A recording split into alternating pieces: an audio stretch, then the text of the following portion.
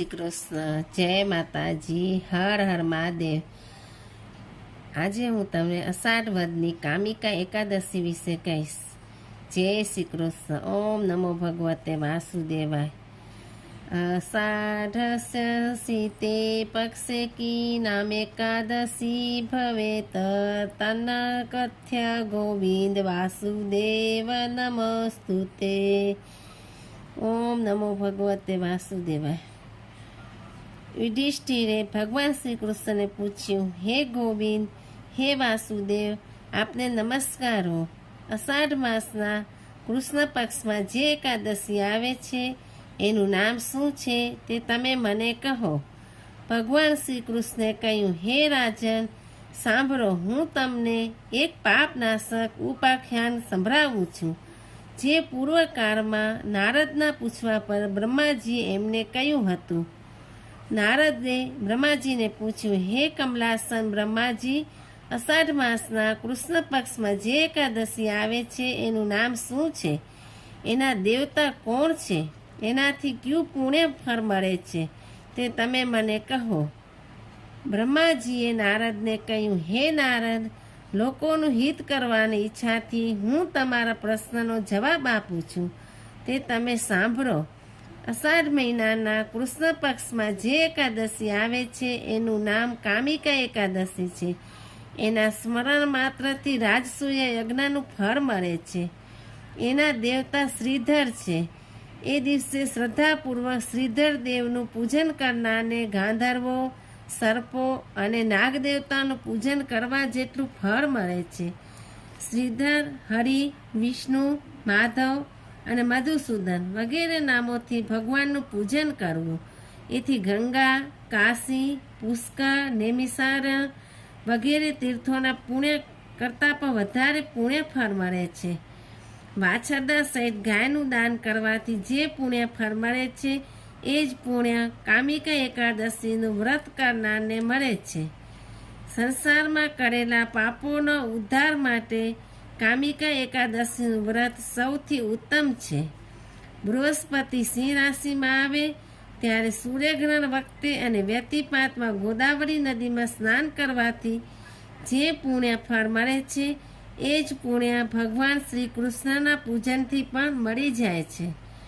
જે મનુષ્ય સમુદ્રો અને વન સહિત આખી પૃથ્વીનું દાન કરે છે અને બીજો જે મનુષ્ય અષાઢ વદની કામિકા એકાદશીનું વ્રત કરે છે એ બેને એક સરખું જ ફળ મળે છે। પાપભીરુ મનુષ્ય આ કામિકા એકાદશી વ્રત કરીને ભગવાન શ્રી હરિનું પૂજન અવશ્ય કરવું જોઈએ। જે લોકો આધ્યાત્મવાદનો અભ્યાસ કરતા હોય તેમજ વેદાંત શાસ્ત્ર, પુરાણો વગેરેનો અભ્યાસ કરતા હોય એમને જે ફળ મળે છે એના કરતાં પણ વધારે ફળ આ કામિકા એકાદશી વ્રત કરનારને મળે છે।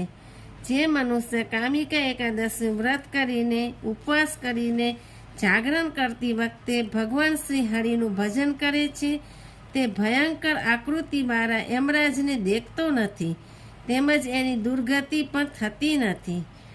જે મનુષ્ય કામિકા એકાદશીનું વ્રત કરે છે એ મનુષ્યનો નીચ પ્રાણી જાતિમાં જન્મ થતો નથી।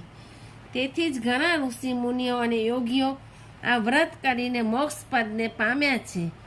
જે મનુષ્ય કામિકા એકાદશીનું વ્રત કરીને તુલસીના પાન વડે જ ભગવાન શ્રી હરિનું પૂજન કરે છે તે કમળનું પાન જેમ પાણીથી લેપાતું નથી તેમ તે પાપ વડે લેપાતો નથી। જે મનુષ્ય 1 તોલો સોનું અને એનાથી 4 ગણું રૂપું દાનમાં આપે છે અને તે દાનથી જે ફળ મેળવે છે તેટલું જ ફળ તુલસીના પાનથી ભગવાન શ્રી હરિનું પૂજન કરવાથી મળે છે। વળી લાલ મણી, મોતી, વેદુર્ય તેમજ અનેક પ્રકારના રત્નોથી ભગવાન વિષ્ણુનું પૂજન કર્યું હોય તો પણ એ એટલા પ્રસન્ન થતા નથી જેટલા તુલસીના પાન વડે પૂજન કરવાથી ભગવાન શ્રી વિષ્ણુ પ્રસન્ન થાય છે। વળી જેને તુલસીના માંજરો વડે ભગવાન શ્રી કેશવનું પૂજન કર્યું હોય એના જીવનભરના પાપો નાશ પામે છે। યા દુષ્ટા નિખિલાધ સંધ સમની સ્પૃષ્ટા વાયુસ્વ પાવની રોગાણાવભિભુવંદિતા નિરસની શીતકાંતઘાસિની પ્રત્યાસાત વાપિની ભગવત કૃષ્ણસ્ય સમર્પિતા ત્વસ્યાચરણે વિમુક્તિ ફલદા તસ્મે તુલસીએ નમઃ. તુલસીના દર્શન કરવાથી સઘળ પાપોનો સમુદાય નાશ પામે છે. તુલસીને સ્પર્શ કરવાથી શરીર પવિત્ર થાય છે. તુલસીને પ્રણામ કરવાથી રોગોનું નિવારણ થાય છે. તુલસીને પાણી સિંચવાથી તે અમરાજને પણ ત્રાસ પમારે છે. તુલસીને રોપવાથી ભગવાન શ્રી વિષ્ણુની સમીપ જવાય છે અને ભગવાનના ચરણોમાં ચરાવવાથી મોક્ષરૂપી ફળ પ્રાપ્ત થાય છે.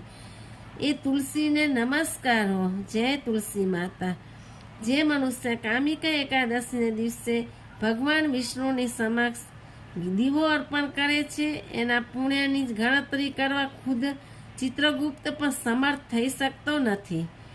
જે મનુષ્ય કામિકા એકાદશીના દિવસે ભગવાન વિષ્ણુની સમક્ષ દીપક પ્રગટાવે છે એના પિતૃ સ્વર્ગમાં જઈને અમૃતપાનથી તૃપ્ત થાય છે.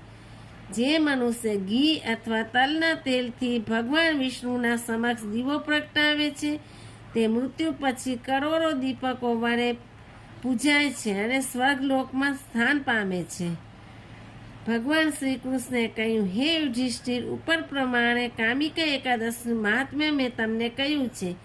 કામિકા એકાદશી સર્વ પાપોને દૂર કરવાવાળી છે, જેથી મનુષ્ય એનું વ્રત જરૂરથી કરવું જોઈએ. આ કામિકા એકાદશીને બ્રહ્મહત્યા અને બાળ હત્યા જેવા મોટા મોટા પાપોને પણ નાશ કરે છે અને વિષ્ણુની સમીપ લઈ જનારી તેમજ મોટું પુણ્યફળ આપનારી છે. જે શ્રદ્ધાપૂર્વક આ કામિકા એકાદશીનું મહાત્મ્ય સાંભળે છે તે બધા જ પાપોથી મુક્ત થઈ વિષ્ણુ લોકમાં જાય છે.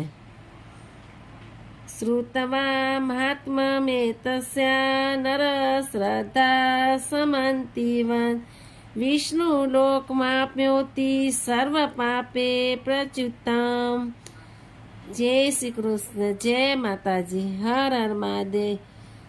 ઓમ નમો ભગવતે વાસુદેવાય. વસુદેવ સુતમ દેવમ કંસચારુણમર્દન દેવકી પરમાનંદમ કૃષ્ણ વંદે જગદગુરુ.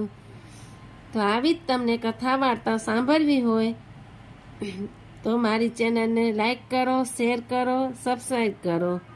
જય શ્રી કૃષ્ણ.